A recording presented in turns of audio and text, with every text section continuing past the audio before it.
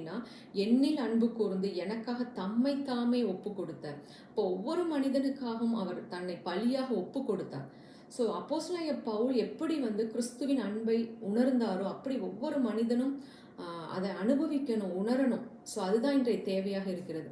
இப்போ இன்றைக்கு நம்முடைய இருதயம் கிறிஸ்துவின் அன்பினால், சிலுவையில் அறையப்பட்ட கிறிஸ்துவின் அன்பினால் ஒரு மனிதன் நிரப்பப்படும் பொழுது அந்த இடத்துல மேட்டிமை இல்லை, பெருமை இல்லை, கசப்பு இல்லை, வெறுப்பு இல்லை. அவனுடைய எண்ணம், சிந்தனை எல்லாமே எப்படியாவது இந்த நல்ல ஆண்டவரை நான் அறிந்து கொள்ளணும் அப்படின்ற ஒரே ஒரு தாட்டுக்குள்ளே போகும் பொழுது அந்த மனிதனுடைய வாழ்க்கை எவ்வளோ வல்லமை உள்ளதாக இருக்கு பாருங்க. அப்போ அப்போஸ்தலனாகிய பவுலுடைய வாழ்க்கை சரி, அவருடைய ஊழியமும் மிகுந்த வல்லமையுள்ளதா இருப்பதற்கு என்ன காரணம்னா, சிலுவையில் அறையப்பட்ட கிறிஸ்துவின் அன்பை அவர் இன்னும் ஆழமாய் அறிந்திருந்ததுனால தான் இப்படிப்பட்ட ஒரு வல்லமையான ஊழியத்தை செய்ய முடிந்தது.